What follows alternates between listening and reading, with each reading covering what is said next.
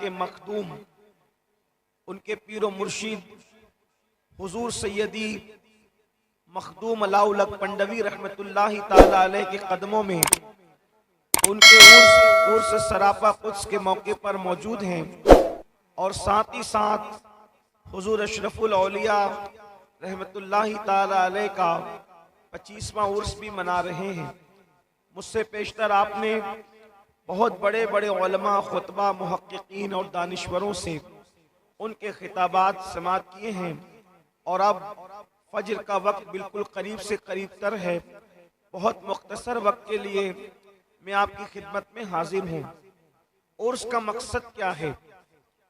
उर्स का मकसद ये नहीं है कि हम भीड़ इकट्ठा कर लें और जमा होकर के फिर मुंतशिर हो जाएं, बल्कि उर्स भी एक मकसद के तहत किया जाता है। हमारे बुजुर्गों ने, बुजुर्गान दीन के आरास की जो बिना डाली है, उसका मकसद ये है कि ये बुजुर्गान दीन जिन राहों पर चलकर, जिन खुतूत को अपने लिए उन्होंने मिशाले राह बनाया, उस पर चलकर वो अल्लाह तक पहुँचे, उनकी जिंदगियों का तस्करा किया जाए और वो किस तरीके से कामयाब हुए, उन्होंने किस तरीके से इस्तिकामत फिद्दीन का मुजाहरा किया, उन्होंने किस तरीके से अल्लाह के दीन पर अमल किया, उन्होंने किस तरीके से दीन की खिदमत की, ये सारी चीज़ों को बयान करने के लिए, ताकि हमें एहसास हो कि ये अल्लाह का दीन जो हम तक पहुंचा है वो सिर्फ चंद रसूमात की बुनियाद पर नहीं, बल्कि इसमें किसी का खूने जिगर है, इसमें किसी की शबाना रोज मेहनतें हैं।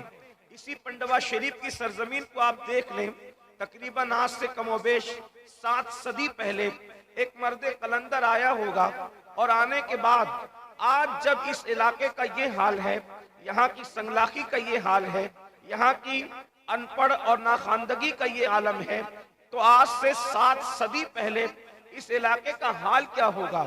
और अल्लाह अकबर, एक अजनबी दयार से एक मर्द कलंदर आता है। जब आज ये जंगल है तो उस वक्त इसके जंगल होने का आलम क्या होगा। लेकिन अल्लाह वालों ने रातों दिन मेहनत करके अपने इलाके को छोड़कर, अपने रिश्तेदारों को छोड़कर, अपने खिदमत को छोड़कर, अपने कबीले को छोड़कर, अपना सब कुछ छोड़कर वो यहाँ आए और अल्लाह के दीन की आबियारी की और कुफ्रिस्तान में उन्होंने इस्लाम का अलम लहराया। हमारी कितनी अजीम जिम्मेदारी है कि इन अल्लाह वालों के नुकूशे पाक को अपने लिए हिर्ज़े जान बनाए। आइए, मैंने जिस आये करीमा की तिलावत की है, उस ज़िम्न में इंसान को क्या पैगाम दिया जा रहा है, उस पर कुछ बात अर्ज करके अपनी बात मुकम्मल करूं। मेरे प्यारे आका सल्लल्लाहु अलैहि वसल्लम के प्यारे दीवानों, इंसान कल का प्लान बनाता है, इंसान फ्यूचर का प्लान बनाता है, इंसान भविष्य का मंसूबा बनाता है। जिसकी जिंदगी में मुफक्किरीन कहते हैं कल का मंसूबा न हो, कल का प्लान न हो, वो इंसान कामयाब नहीं हो सकता। एक ताजिर है अच्छा तो उसके पास कल का कोई प्लान होना चाहिए। एक तालिब इल्म है अच्छा, उसके पास कल का प्लान होना चाहिए। एक मुफक्किर है अच्छा, उसके पास कल का प्लान होना चाहिए। दुनिया की कौमें कई कई सदियां पहलों का प्लान तैयार करके अपनी जिंदगी को गुजार रही है।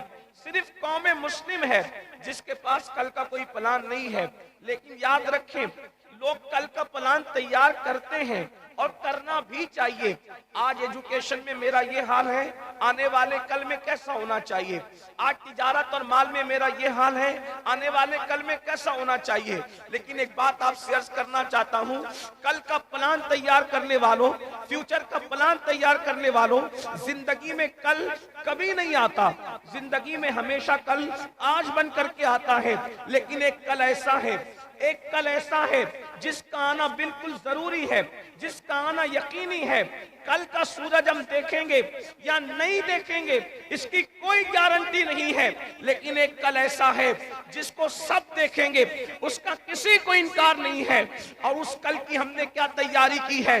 हर कल की तैयारी करने वालों, हमने उस कल की क्या तैयारी की है जिस कल का हाल ये है, जिसके अंदर एक माँ अपने बेटे के काम नहीं आएगी, एक बाप अपने बेटे से दूर भागेगा, एक दोस्त अपने दोस्त का दुश्मन बन بن جائے گا، کوئی کسی کے کام نہیں آئے گا۔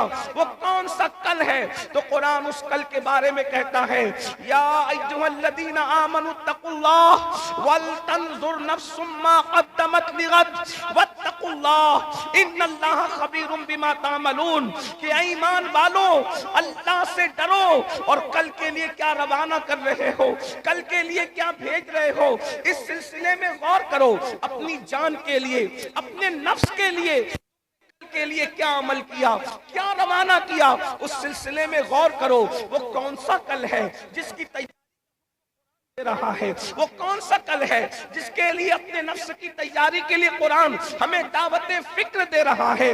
ہاں وہ وہی کل ہے جس کو میدان محشر کہتے ہیں، جس کو یوم حساب کہتے ہیں۔ میرے آقا علیہ السلام کے پیارے دیوانوں، اپنے کمروں کی اے سی میں آخرت کو بھولنے والوں، پر راحتوں کے اندر آخرت کو بھولنے والوں، کھانے پینے میں آخرت کو بھولنے والوں، زندگی کی رنگریلیوں میں آخرت کو بھولنے والوں، مجھے بتاؤ اس کل کے لیے ہم نے کیا تیاری کی ہے جس کے لیے قرآن کہہ رہا ہے کہ تم نے کل کے لیے اپنے نفس کے لیے کیا روانہ کیا؟ اللہ اکبر۔ بڑی معذرت کے ساتھ، آج تو بڑے جھڑلنے کے ساتھ ہم کہتے ہیں ارے مولانا چھوڑو، قیامت میں جو ہوگا دیکھا جائے گا، جو ہوگا دیکھا جائے گا۔ یاد رکھنا، مسجدوں کو ویران کر کے یہ کہنے والوں کہ جو ہوگا دیکھا جائے گا، مسجدوں کو ویران کر کے کہنے والوں جو ہوگا دیکھا جائے گا، داڑیاں مڈا کر رسول اللہ کی سنت کو گٹروں میں ڈال کر کے یہ کہنے والوں کہ جو ہوگا دیکھا جائے گا، کانوں میں ایئر فون لگا کر کے گانے سننے والوں یہ کہتے ہو جو ہوگا دیکھا جائے گا۔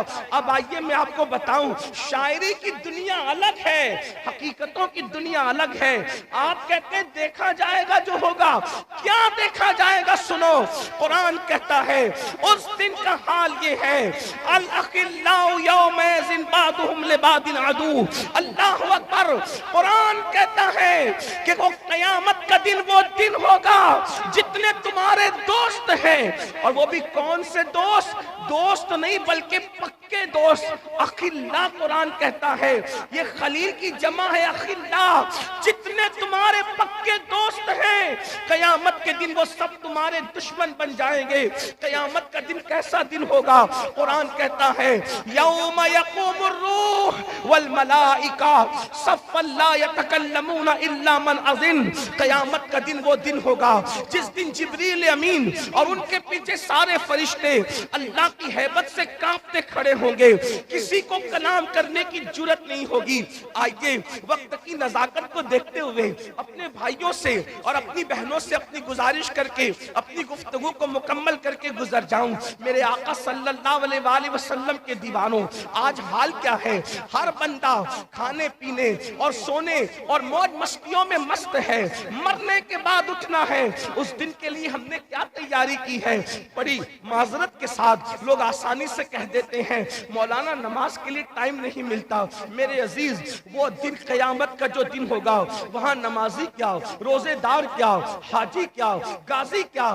آئیے ایک حدیث مبارکہ سن لیں اور اپنی بات مکمل کروں۔ ایک مرتبہ امیر المومنین حضرت سیدنا عمر ابن خطاب فاروق اعظم رضی اللہ تعالیٰ عنہ، فاروق اعظم رضی اللہ تعالیٰ عنہ حضرت کعب سے کہتے ہیں اے کعب ذرا مجھے ایسی باتیں سناؤ جس کی وجہ سے میرے دل میں اللہ کا ڈر مزید پیدا ہو، اللہ کی خشیت مزید پیدا ہو، اللہ کا خوف مزید پیدا ہو۔ سن لو، فاروق اعظم وہ اللہ سے ڈرنے والی شخصیت ہے کہ اللہ رب العزت کی خشیت کی وجہ سے جب وہ روتے تھے تو ان کے چہرے پر رونے کی وجہ سے آنسوؤں کے نشان پڑ گئے تھے۔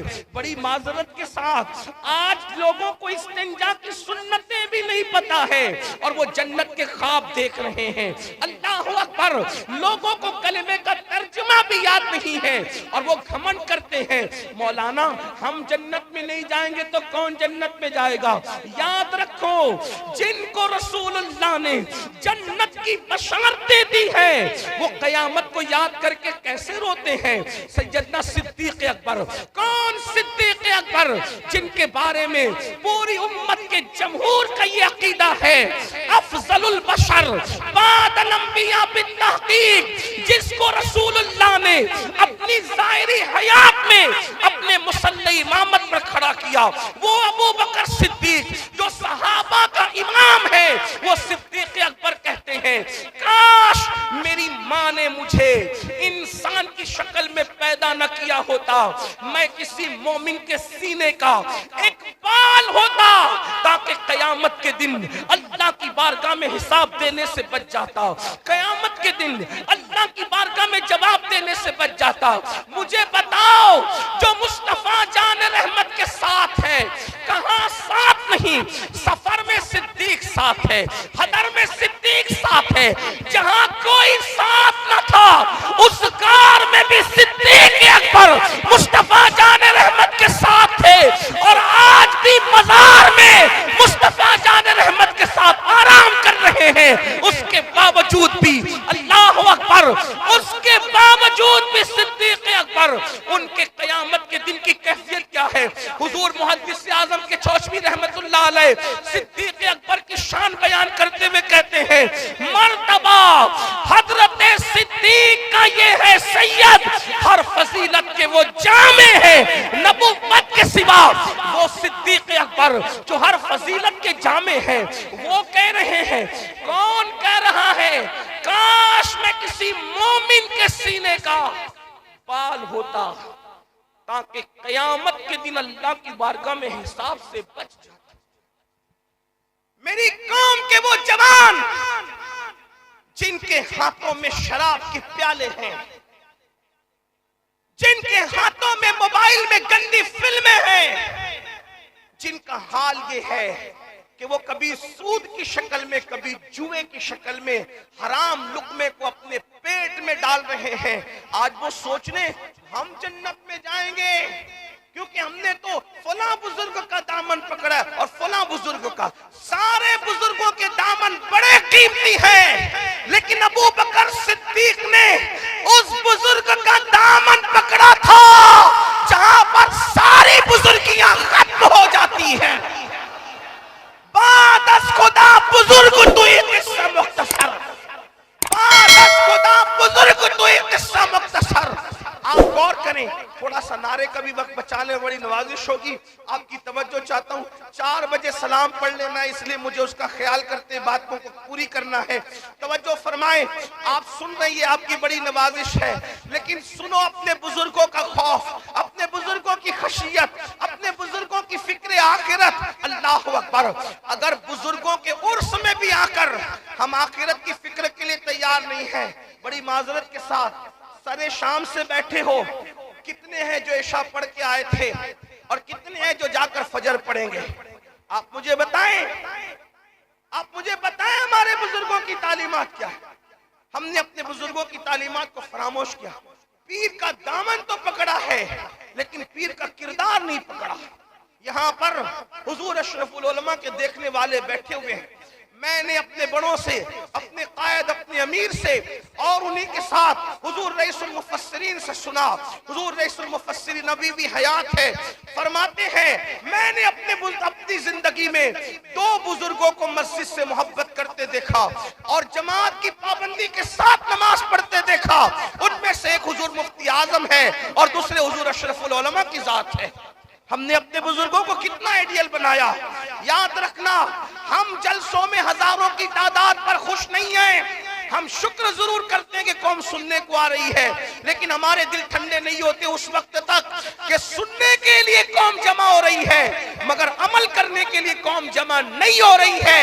اس وقت تک ہمارے کلیجے ٹھنڈے نہیں ہوں گے جتنی تعداد میں سننے کے لیے آتے ہو، اتنی تعداد میں عمل کرنے کے لیے جب تک نہیں آؤ گے اس وقت تک انقلاب پپا نہیں ہوگا۔ یہ قیامت کی نشانیوں میں سے ایک نشانی ہے، یہ قیامت کی نشانیوں میں سے ایک نشانی ہے۔ میرے آقا علیہ السلام نے فرمایا لوگ دین سننے تو آئیں گے، دین پر عمل کرنے نہیں آئیں گے۔ دین کی باتیں لوگ رسمی طور پہ کریں گے، رسمی طور پہ دین کی بات نہ کرو۔ اللہ کے بندو اپنی زندگیاں بدل کر کے جاؤ۔ ہمارے بزرگوں نے فرمایا، توجہ کریں، حضور علاؤلک پنڈوی رحمت اللہ تعالیٰ علیہ جب کسی پہ نظر ڈال دیتے تھے تو وہ بدل جاتا تھا۔ یہی ہے، نظر ڈال دیتے تھے تو بدل جاتا تھا۔ اب سرکار علاؤلک پنڈوی کے عرس میں آ کر گھنٹوں کھڑے رہ کر اگر بدل کے نہیں جا رہے ہو تو مطلب یہ ہے کہ کہ انہوں نے نظر نہیں ڈالی، اگر وہ نظر ڈال دیتے تو بدل جاتا۔ ان کی نظر میں وہی کمال ہے جو کل تھا وہ آج ہے۔ اس کا مطلب نظر ڈالی نہیں، کیوں؟ اس لیے کہ تو مزار پر تو آیا ہے لیکن تو مسجد نہیں جاتا، اس لیے ان کی نظر تجھ پہ نہیں پڑ رہی ہے، وہ تجھ پہ نظر نہیں ڈال رہے کرم کی۔ کیوں؟ کیونکہ جس سے رسول اللہ نظر پھیر لیں اس پر ولی اللہ کبھی کرم کی نظر نہیں ڈال سکتے۔ جس سے رسول اللہ نظر پھیر لے اللہ بھی اس سے نظر رحمت پھیر لیتا ہے۔ ولی اللہ تو دور کی بات ہے، جس سے رسول اللہ نظر پھیر لے اس سے اللہ بھی نظر رحمت پھیر لیتا ہے۔ اگر تم رسول اللہ کی نظر رحمت کے مستحق ہونا چاہتے ہو، میرے آقا فرماتے ہیں جو جان بوجھ کے نماز چھوڑ دے میں محمد اس سے بیزار ہوں۔ جس سے حضور بیزار ہو سرکار علاؤلق پنڈوی کیسے محبت کریں گے؟ 10 روپے کے نہیں 1000 روپے کے پھول چڑھا لو، حضور ناراض ہے تو وہ علاؤلق پنڈوی محبت نہیں کر سکتے۔ میرے جملے تلخ لگے تو معاف کرنا، پھول چڑھانے کے لیے منع کرنے نہیں آیا، میرا مسلک ہے ہم زندہ ہیں تو پھول ہیں اور اندر جائیں تو بھی پھول ہیں، میں منع کرنے نہیں آیا، لیکن یہ کہنے آیا ہوں پیر کے مزار پہ بعد میں پھول ڈالو، پہلے سجدہ کر کے رسول اللہ کی آنکھوں کو ٹھنڈک پہنچاؤ۔ یہ اپنا مسلک ہے، یہ اپنا مذہب ہے۔ تو عرض یہ کر رہا تھا صدیق اکبر کہتے ہیں کاش میں کسی مومن کے سینے کا ایک بال ہوتا تاکہ قیامت میں اللہ کی بارگاہ میں جواب دینے سے بچ جاتا۔ فاروق اعظم کہتے کاش میں پرندہ ہوتا اور لوگ اس کو ذبح کر کے کھا جاتے اور مجھے بھول جاتے تاکہ میں قیامت کے دن اللہ کی بارگاہ میں جواب دینے سے بچ جاتا۔ مولا کائنات سید السادات علی مرتضیٰ جس کے خاندان کی مثال کوئی لا سکتا ہے؟ اللہ کے رسول خود فرماتے میں اور علی، سرکار فرماتے ہیں اللہ کے رسول فرماتے ہیں کہ تم سب الگ الگ درختوں کی الگ الگ ٹہنی سے ہو، تنہا میں اور علی ایک درخت کی 2 ٹہنی کا نام ہے۔ جس علی کو رسول اللہ فرمائے کہ میں اور علی ایک درخت کی 2 شاخوں کی طرح ہے، 2 ٹہنیوں کی طرح ہے، وہ علی جو سید السادات، وہ علی جو خاتم الولایت، وہ علی جو قاسم جنت و جہنم، وہ علی جو قاسم شیر و شربت، وہ علی جن کے بارے میں قاضی ثناء اللہ پانی پتی تفسیر مظہری میں لکھتے ہیں کہ آدم علیہ السلام کے دور سے لے کر آج تک جو بھی ولی بنا ہے وہ علی کے فیضان سے ولی بنا۔ امام اہل سنت اسی لیے کہتے ہیں سلامی جس کے در کا ہر ولی ہے، سلامی جس کے در کا ہر ولی ہے، علی ہے ہاں علی ہے ہاں علی۔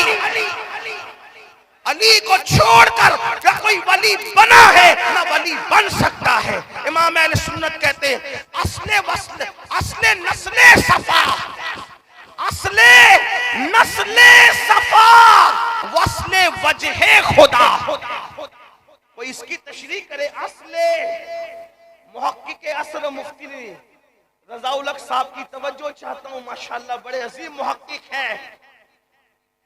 اصل نسل صفا رسول اللہ کی نسل کی اصل علی ہے، توجہ کریں، حضور کی نسل کی اصل علی ہے۔ اس کا مطلب علی خاندان سے دور نہیں ہے، علی خاندان سے الگ نہیں ہے، نبی کی نسل کی اصل کو علی کہتے ہیں۔ آقا نے فرمایا سب کی نسل اس کی اپنی پشت میں ہے، میری نسل اللہ نے علی کی پشت میں ہے۔ اصل نسل صفا، اور دوسرا مرتبہ کیا بیان کیا؟ وصل وجہ خدا، یعنی کتنی بھی عبادتیں کر لے اگر دل میں علی کا بغض ہے تو خدا کا وصل نصیب نہیں ہو سکتا۔ علی کا بغض کتنی عبادتیں کر لے وصل نہیں نصیب ہو سکتا۔ کیسے ہوگا؟ جب تک علی کو نہ پکڑے۔ لیکن ایک بات اور واضح طور پہ بیان کر دوں، علی والا وہ نہیں اہل منبر کی دعائیں، علی والا وہ نہیں جو صدیق اور فاروق کے لیے دل میں بغض رکھے کہ صرف علی علی کرے اور صدیق و فاروق اس کو ہضم نہ ہو، بلکہ جس کو صدیق و فاروق ہضم نہ ہو وہ سینہ دنیا میں خود کے ہاتھوں سے پٹنے کے قابل ہے اور قبر میں فرشتوں کے ہاتھوں سے پٹنے کے قابل ہے، جس میں صدیق و فاروق نہ ہو۔ لیکن وہ دل جس میں چار یاروں کی محبت ہے وہ سچا علی والا ہے۔ ہاں ہم وہ علی والے ہیں کہ صدیق اکبر کو بھی مانتے ہیں، فاروق اعظم کو ہی مانتے ہیں، عثمان غنی کو ہی مانتے ہیں، مولا علی کو ہی مانتے ہیں، اور وہ بھی الگ ترتیب مانتے ہیں۔ جیسے خلافت الگ ترتیب مانتے ہیں ویسے فضیلت بھی الگ ترتیب۔ کچھ لوگ کہتے ہیں نہیں ہم لوگ سید ہیں تو ہم ایسا نہیں مان سکتے کیونکہ علی ہمارے باپ ہیں۔ میں نے کہا سیدوں کا عقیدہ تو پہلے ہی دن سے یہ ہے کہ علی باپ ضرور ہیں مگر رسول اللہ نے جس کو جو مرتبے دیے ہیں ہم وہ ماننے کے پابند ہیں۔ آپ کہیں گے وہ کیسے؟ تو وہ اس طرح سے امام زین العابدین سے کسی نے پوچھا کہ ابو بکر کا کیا تعلق تھا رسول اللہ سے اور حضور کی بارگاہ میں ان کا کیا مرتبہ تھا؟ توجہ کریں، کس سید سے پوچھا؟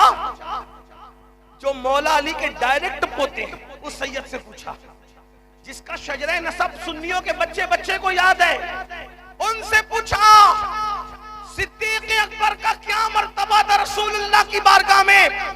تو میرے امام سید سجاد زین العابدین پاک نے فرمایا پوچھنے والے تو پوچھتا ہے کہ ان کا کیا مرتبہ تھا حضور کی بارگاہ میں؟ ارے جو آج ہے وہی کل تھا، جو آج ہے وہی کل تھا۔ مطلب کیا؟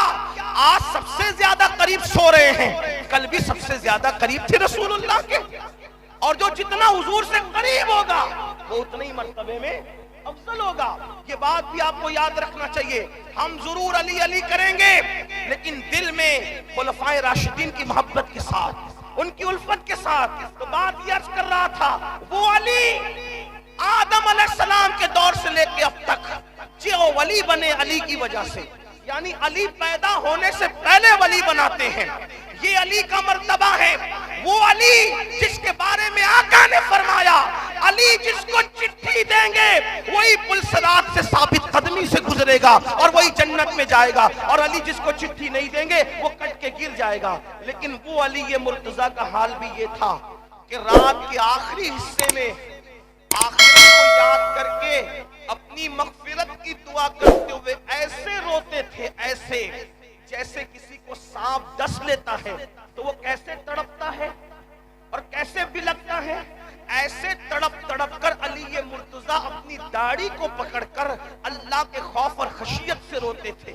جن کے بیٹے جنتی جوانوں کے سردار ہیں، جو خود ولیوں کے سردار ہیں، جو خاتم الولایت ہے، جن کی خاندان کے اندر امام مہدی پیدا ہوں گے، بلکہ یہ کہہ دوں جتنے ولی علی کی نسل میں پیدا ہوئے خدا کی عزت کی قسم کتنے بڑے ولی کسی کی نسل میں پیدا نہیں ہوئے اور نہ پیدا ہو سکتے۔ وہ علی یہ مرتضیٰ بھی رات کے آخری حصے میں اللہ کی خشیت سے روتے ہیں۔ ہمارا کیا حال ہے؟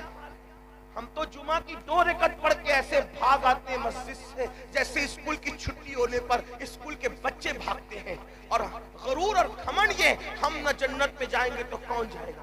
تو میں وہ روایت جو پڑھ رہا تھا اس کو مکمل کر کے بات پوری کرنا چاہتا ہوں کہ فاروق اعظم نے فرمایا کعب ذرا کچھ ایسی بات سنا مجھے جس سے میرے دل میں اللہ کا خوف اور پیدا، اللہ کی خشیت اور پیدا۔ تو کیا بیان کیا کعب احبار نے؟ اب اس کو سنو اور بات پوری ہوتی ہے۔ کعب احبار کہتے ہیں امیر المومنین جب قیامت کا دن ہوگا، قیامت کا دن ہوگا، توجہ اگر یہ روایت آپ نے یاد رکھ لی میرا آنا قبول۔ ویسے الحمدللہ مجھے امید ہو چلیے کہ میرا آنا تو قبول ہی ہے۔ ہاں میرا آنا اس لیے کہ میرے مخدوم کے مخدوم کی بارگاہ میں آج جو حاضری ہوئی ہے ایسا لگتا ہے کہ یقیناً میرا دامن گوہر مراد سے بھر گیا۔ الحمدللہ حضور قادری میاں مدظ اللہ العالی کے ساتھ حضور हुजूर निजाम मियां साहब के साथ और सादात किराम और भी थे, हमारे बड़े भाई यासिन बापू, माशाल्लाह बड़ी बरकतें नसीब हुई। और आकर ऐसा लगा कि हम बहुत देर में आए, बचपने से आने की तमन्ना थी लेकिन बहुत देर में। कुछ लोग ऐसे होते हैं जिनकी फजीलत बयान करने के लिए दफ्तर नहीं चाहिए होते हैं, जिनकी फजीलत के लिए एक जुमला ही समझने के लिए समझदारों को काफी होता है। कोई पूछे कि अलाउल हक पंडवी का मर्तबा क्या है, मैंने कहा जो मखदूम अशरफ का भी मुर्शिद हो उसके मर्तबे का अंदाजा खुद लगा लेना चाहिए। और मखदूम अशरफ खुद मुर्शिद घराने से ताल्लुक रखते थे। अली मुर्तजा से लेकर के उनके वालिद तक कोई ऐसा ना था जो मुर्शिद ना हो।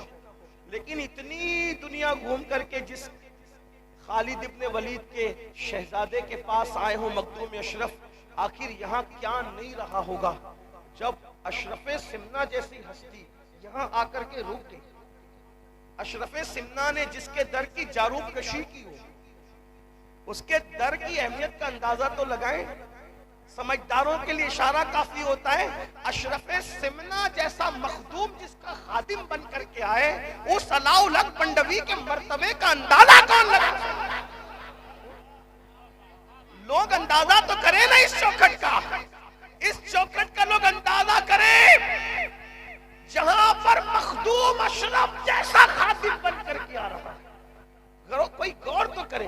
कुछ हस्तियां ऐसी होती है जिनके मर्तबे पढ़ने के लिए एक जुमला काफी होता है। जैसे लोग कहते हैं खदीजतुल कुबरा की फजीलत क्या है, मैंने कहा मखदूमा कायनात की मखदूमा है, इससे बढ़कर क्या फजीलत हो।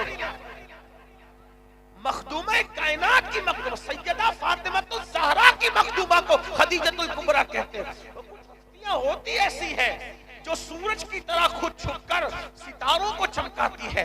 ये ऐसे लोगों में से है जिनकी चौखट पर हम आए हैं। यहाँ आके भी बदल कर न जाओ तो हमसे बड़ा महरूम कौन हो सकता है, बड़ा बदबख्त कौन हो सकता है। और सुन लो, अल्लाह के रसूल ने सहाबा से कहा दुआ किया करो कि न बदबख्त बनो न महरूम बनो।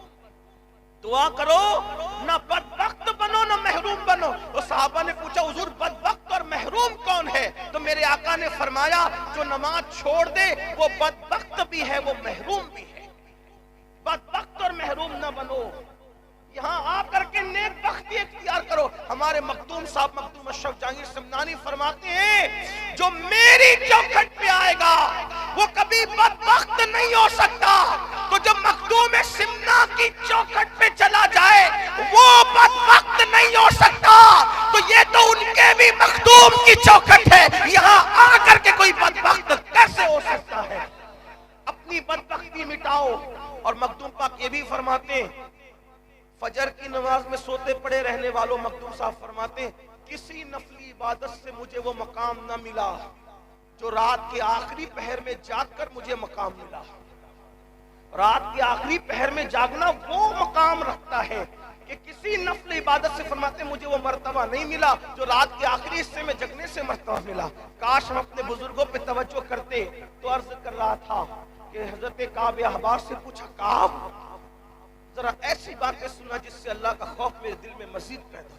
अब काब कहते हैं अमीरुल मोमिनीन कयामत का जब दिन होगा, कयामत का दिन, इस हदीस को याद कर लेना, फरमाते कयामत का जब दिन होगा उस दिन अल्लाह फरिश्तों को हुक्म देगा कि जहन्नम को मैदान महशर में लाओ।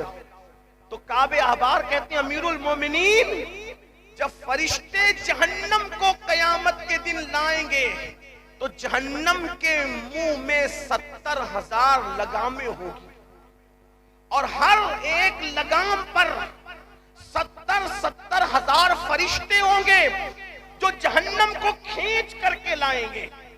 जब जहन्नम के शरारे ऊपर बुलंद होंगे तो लोगों के सीने अल्लाह के खौफ से जो है वो अल्लाह रब्बुल इज्जत के खौफ से बेचैन हो जाएंगे। लोगों के सीने से हौक उठेगी। जब दूसरी मर्तबा शरारे बुलंद होंगे जहन्नम के तो लोगों के दिल उनके हलक में आकर अटक जाएंगे। अगर हलक में लुक्मा में अटक जाए तो क्या कैफियत होती है।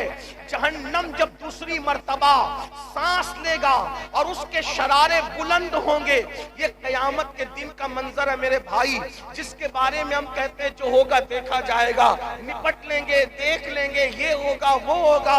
याद रखें ये हदीस है, काबे अहबार कहते हैं जब दूसरी बार शरारे जहन्नम के बुलंद होंगे तो लोगों के दिल हलक में अटक जाएंगे।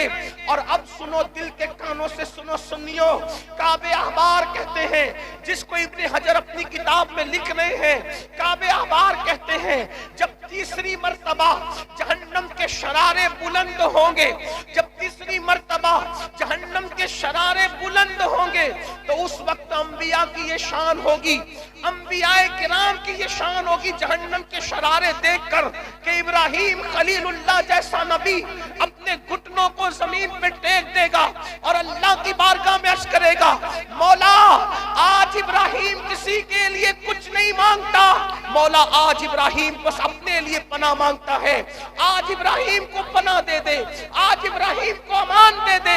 आप बताएं तो सही, मस्जिद बनाने वाले की बात नहीं कर रहा हूं, जिसने काबा बनाया उस इब्राहिम अलैहिस्सलाम की ये शान होगी।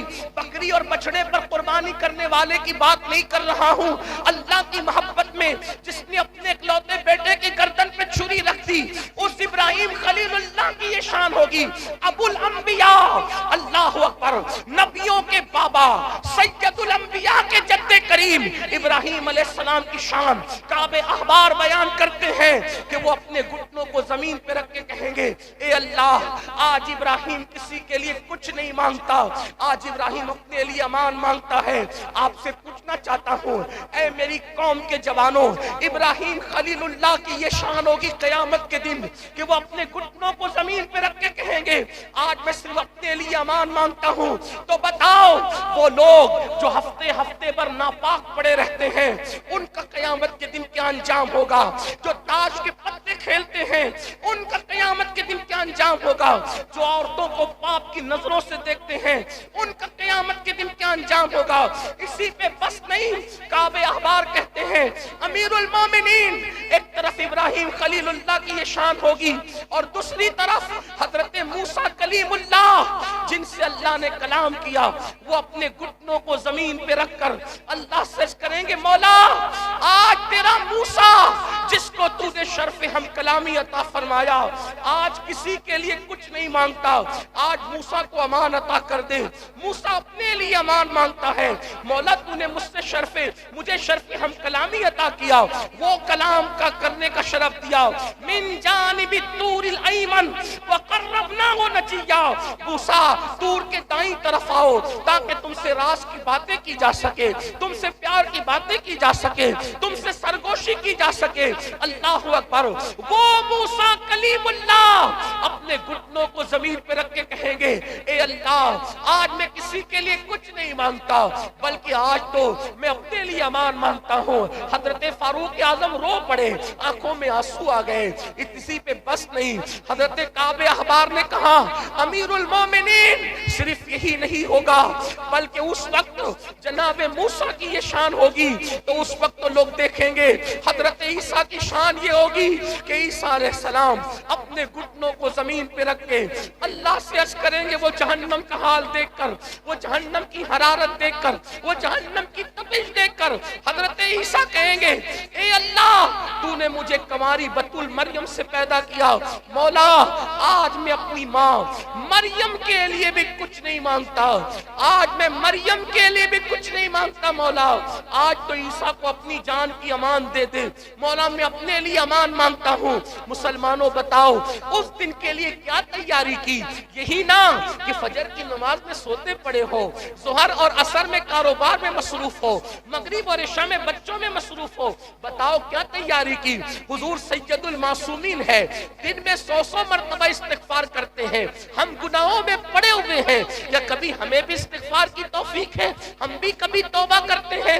सुन लो, हजरत काबे अहबार ने सैयदना फारूक आजम से कहा, अमीरुल मोमिनीन जब जहन्नम लाया जाएगा बैल की नाक के एक सुराख की इतना, بیل کے ناک کے ایک سوراخ کے اتنا مشرق کی طرف سے جہنم کو کھولا جائے گا تو جتنے لوگ مغرب میں کھڑے ہوں گے ان سب کے بھیجے کھول کھول کر ان کے پیروں پہ گریں گے.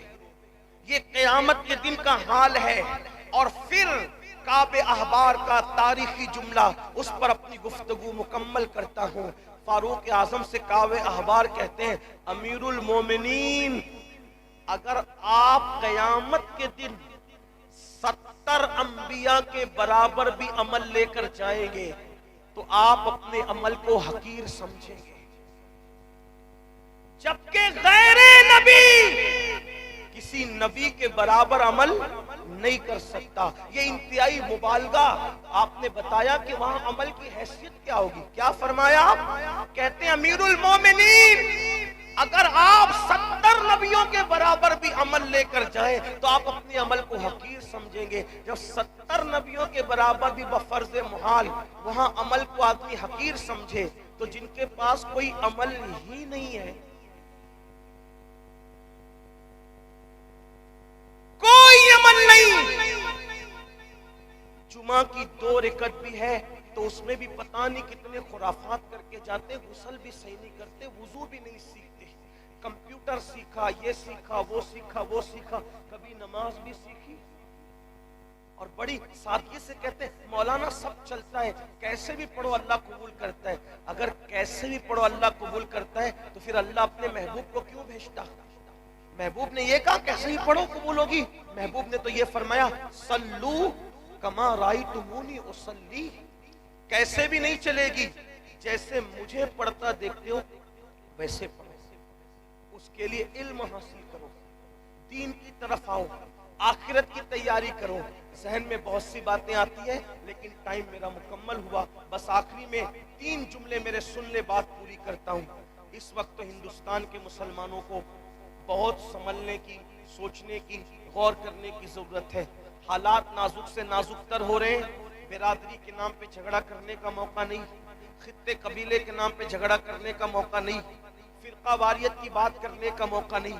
اس وقت تو لوگوں کو چاہیے کہ سواد اعظم صحابہ اور اہل بیت کے عقیدے پہ پوری دنیا کے مسلمان متحد ہونے کی کوشش کریں، لیکن 3 باتوں پر مسلمان محنت کریں.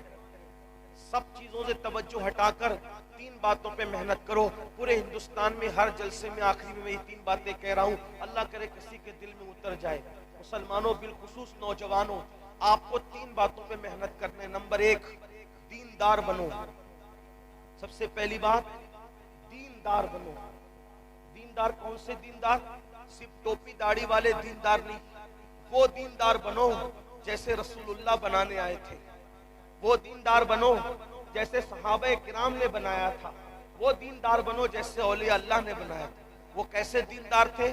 جو اپنے لیے پسند کرو وہی اپنے بھائی کے لیے پسند کرو. تمہارا بھائی پڑوس میں بھوکا سوئے، تم پیٹ بھر کے نہیں سو سکتے. یہ دینداری کی اہم پہچان.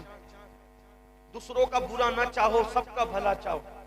وہ دیندار کیسے بننا علماء سے پوچھو، لیکن اتنا کہتا ہوں نمبر 1 دیندار بنو. نمبر 2 مالدار بنو. مالدار بننا ہے، پہلے دیندار بنو پھر مالدار بنو. آپ کچھ لوگ آنے آپ کو سبق پڑھا دیا، نہیں مولانا ہمارے نبی تو بڑے غریب تھے، بڑے مفلس تھے اور وہ پیٹ پہ پتھر باندھتے تھے. یہ سب جھوٹ ہے. ہمارے نبی کوئی غریب نہیں تھے، کوئی مفلس نہیں تھے، بلکہ ہمارا عقیدہ یہ ہے ہمارے نبی جتنے مالدار تھے ان سے پہلے اتنا بڑا مالدار دنیا میں کبھی نہیں آیا، اور نہ قیامت تک ان کے بعد اتنا بڑا مالدار کوئی آ سکتا ہے.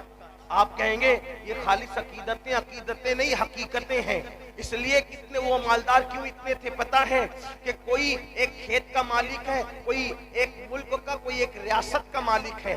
تنہا میرے نبی ہے، اللہ نے ان کو زمینوں کا بھی مالک بنایا، ان کو آسمانوں کا بھی مالک بنایا، ان کو جنت کا بھی مالک بنایا، ان کو ہر چیز کا مالک بنایا. اسی لیے امام اہل سنت کہتے ہیں خالق کل نے آپ کو مالک کل بنا دیا، دونوں جہاں آپ کے قبضہ و اختیار میں. ہمارے نبی سب سے زیادہ مالدار تھے. یہ تو بات ہو گئی عقیدت کی، لیکن بات آپ کو بتاؤں حضور کی ظاہری زمینیں بھی مدینہ شریف میں بہت تھی، بہت زمینیں تھی حضور کی، اور لاکھوں کی منتھلی آمدنی تھی، مگر شان یہ تھی کہ صبح لاکھوں آتے اور شام آنے سے پہلے پہلے تقسیم ہو جاتے۔ ہمارے نبی غریب نہیں تھے، بہت مالدار تھے۔ آپ کو بھی مالدار بننا ہے۔ امام اعظم بھی مالدار تھے، صدیق اکبر بھی مالدار تھے، فاروق اعظم بھی مالدار تھے، امام حسن امام حسین بھی مالدار تھے۔ یہ علم والے موجود ہیں، ان کی موجودگی میں کہوں بڑے سے بڑا آج فیکٹری کا مالک اگر کسی کے پاس کوئی بھکاری آئے تو کتنا دیتا ہے؟ اگر 500 دے گا نا پیر کو بھی تو دکھا کے دیتا ہے، بھکاری کی بات جانے دو، پیر کو بھی دیتا ہے، تو سوچتا ہے کہ 4 مرید دیکھے کہ میں نے پیر کو 500 دیا۔ یہی ہے نا، بھکاری کو تو کوئی جلدی 500 دیتا بھی نہیں۔ اب آپ سے پوچھتا ہوں، امام حسن اور امام حسین کے پاس بھکاری آتے ہیں تو ایک ایک وقت میں امام حسن اور امام حسین 50-50 ہزار درہم لوگوں کو عطا کر دیتے ہیں۔ تو جو غریب لوگ ہوں گے وہ فقیروں کو 50 ہزار دیں گے، بلکہ اللہ کی قسم 50 ہزار دے کر ساتھ میں چٹھی لکھ کر بھی دیتے ہیں، معاف کرنا ابھی اتنا ہی ہے، اگر اور ہوتا تو اور عطا کر دیتے۔ ہمارے یہاں غریب کون ہے؟ سب تو مالدار لوگ۔ آپ بھی مالدار بنو، لیکن جوئے سے مت بننا، شراب کے دھندے سے مت بننا، سود کے دھندے سے مت بننا۔ موبائل کا استعمال کم کرو، فیس بک کا استعمال کم کرو، یوٹیوب کا استعمال کم کرو، وقت کا صحیح استعمال کر کے 8 گھنٹے کی بجائے 16 گھنٹے محنت کرو اور مالدار بنو۔ اللہ تمہیں ترقی دے گا۔ ان بزرگوں سے دعا لو، جو اندر ہے ان سے دعا لو، جو اوپر ہے ان سے دعا لو۔ اور دعا لینے کا طریقہ آپ کو بتاؤں، ہمارے مخدوم سرکار مخدوم اشرف جہانگیر سمنانی فرماتے ہیں بزرگوں سے کچھ لینے جانا ہے، توجہ کرنا، توجہ ہے آپ کی؟ فرماتے ہیں بزرگوں سے کچھ لینے جانا ہے تو جب بھی بزرگوں سے ملنے جاؤ تو خالی ہاتھ نہ جایا کرو۔ جو خالی ہاتھ نہیں جاتا وہ خالی ہاتھ واپس بھی نہیں آتا۔ اس لیے زمین کے اوپر ہے بزرگ تو بھی خالی ہاتھ نہ جاؤ، زمین کے اندر ہے تو بھی خالی ہاتھ نہ جاؤ، کچھ نہ کچھ ان کے لیے لے کر کے جاؤ۔ تو مالدار بنو، نمبر 1 دیندار، نمبر 2 اور نمبر 3 ایجوکیشن پہ محنت کرو، اپنی قوم کو ایجوکیٹ کرو، کوئی جاہل نہ رہنے پائے، کوئی ان پڑھ نہ رہنے پائے۔ بڑی معذرت کے ساتھ اپنی مسجد کا مینار 2 کروڑ کا بنانے کی بجائے 1 لاکھ کا بناؤ اور باقی کی رقم اپنی قوم کی تعلیم پہ خرچ کرو۔ اللہ کے رسول علیہ السلام اچھی عمارتیں بنانے نہیں آئے تھے، حضور اچھے انسان بنانے آئے تھے۔ کتنی بھی اچھی عمارت بناؤ گے وہ کھنڈر میں تبدیل ہو جائے گی، لیکن اگر اچھے انسان بنا دو گے، اچھی عمارت دوسری اچھی عمارت تعمیر نہیں کر سکتی، لیکن ایک اچھا انسان ہزاروں کو اچھا بنا دیتا ہے۔ صفہ کے چبوترے پہ بیٹھ کر حضور نے صدیق کو ایسا ڈھالا تھا، فاروق اعظم کو ایسا ڈھالا تھا، عثمان غنی کو ایسا بنایا تھا، مولا علی کو، سعد کو، سعید کو، طلحہ کو، زبیر کو، ابو عبیدہ کو، خالد ابن ولید کو کیسا بنایا تھا کہ ان ایک ایک کو دیکھ کر کے ہزاروں کی زندگیاں بدل گئی۔ آپ نہیں دیکھتے یہاں الحضرت علاؤلک پنڈوی کی کون سی اچھی عمارت ہے؟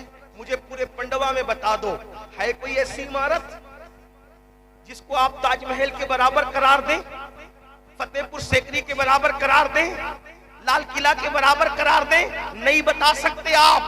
کیوں؟ ان کا مقصد اچھی عمارت نہیں تھا، وہ اچھی عمارت بنانے نہیں آئے تھے، لیکن ایک اشرف کو اتنا اچھا بنا دیا، ایک اشرف کو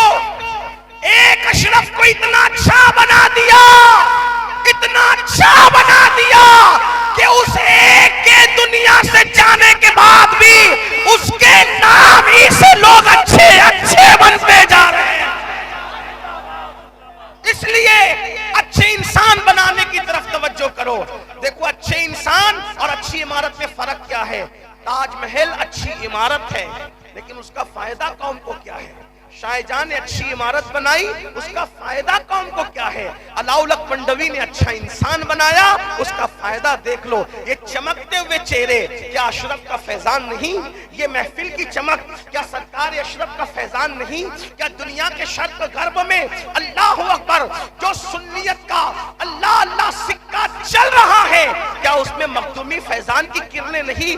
یاد رکھیں اچھے انسان بنانے کی یہ اہمیت ہے۔ تو میری گزارش ہے مسجدوں کے میناروں کو اونچا بنانے والوں، اپنی अपनी कौम के इल्मी मियार को ऊंचा करने की कोशिश करो, शादी की फजूल खर्चे कम करो, जलसों की फजूल खर्चे कम करो, अल्लाह अकबर, और भी रसूमात का खात्मा करो। आखिरी में ये भी कह दूं, अपने पीर के मजार पर 1 लाख की चादर डालने की बजाय 1000 की चादर डालकर 99,000 रुपये बचाकर अपने पीर के इसाले सवाब के लिए तालीम के नाम पे खर्च कर दो। इसलिए कि हमारा पीर 1 लाख की चादर से उतना खुश नहीं होगा जितना 99,000 रुपया तुम तालीम के नाम पे उनके नाम से खर्च करोगे। इसलिए कि मेरे अलाउल हक को, मेरे मखदूम को, मेरे पीर को मेरे 1 लाख की चादर की जरूरत इसलिए नहीं है क्योंकि वो जन्नत के नेमतों से महजूज हो रहे हैं, उन्हें मेरी चादर की क्या हाजत है। अकीदत के लिए तो 1000 की चादर भी काफी है। और बाकी जिस कौम को उठाने के लिए उन्होंने सिमना छोड़ा, लाहौर छोड़ा, किसी ने ईरान छोड़ा, किसी ने इराक छोड़ा, आइए हम भी अहद करें कि हम अपनी कौम को ऊपर उठाने की कोशिश करें। दीनदार बनो, मालदार बनो, एजुकेशन पर मेहनत करो। मैं हुजूर कादरी मियां को और मखदूम अशरफ मिशन पंडवा वालों को मुबारकबाद पेश करता हूं कि इस जंगल के अंदर इतनी खूबसूरत इमारत इन्होंने बनाई और माशाअल्लाह दर्जनों बच्चों की फरागत आज हो रही है। इसी तरीके से मैं सरकार अखी सिराज आईने हिंद की बारगाह में मखदूम साहब के मखदूम के मुर्शिद की बारगाह में मैं गया तो मैंने वहां भी देखा इंग्लिश स्कूल का कयाम हो रहा है, इदारे कायम हो रहे हैं। मेरी गुजारिश है, रसूमात पर पैसा खर्च करने की बजाय तालीमात पर पैसा खर्च करने की कोशिश करो ताकि हम अपनी कौम को मुनज़्ज़म करके आगे बढ़ा सके। क्योंकि मेरे आका अलैहिस्सलाम ने फरमाया, जिसने इस हालत में सुबह की कि मेरी उम्मत की भलाई का कोई मंसूबा नहीं बनाया, फलैसा मिन्ना, वो मेरी सोसाइटी का मेंबर नहीं है। काश ऐसा होता कि हम जितने पीरों के मानने वाले हैं हम अपने पीरों के नाम से कॉलेजेस बनाते, यूनिवर्सिटियां बनाते, बड़े बड़े इदारे बनाते। याद रखिए, गुंबदों की तामीर के साथ साथ हमें चाहिए कि हम इदारों की तामीर के लिए कमर कस लें ताकि हमारी आने वाली नस्लें इल्म के जेवर से ऐसी आरास्ता हो जाए कि जिधर रुख करें उधर इनकलाब पैदा हो। लोग कहते हैं हम इसलिए नहीं पढ़ाते कि नौकरी नहीं मिलती। मेरे भाई, हम नौकरी के लिए नहीं पढ़ाते, हम अपने बच्चों को अच्छा इंसान बनाने के लिए पढ़ाते हैं। अनपढ़ का बोलना और पढ़े लिखे के बोलने में फर्क है। अनपढ़ के उठने बैठने में, पढ़े लिखे के उठने बैठने में फर्क है। अनपढ़ की तिजारत करने में, पढ़े लिखे की तिजारत करने में फर्क है। इसलिए अपने बच्चों को इसलिए पढ़ाओ कि वो लोग जो हैं वो आला तालीम हासिल करके अच्छे इंसान बने।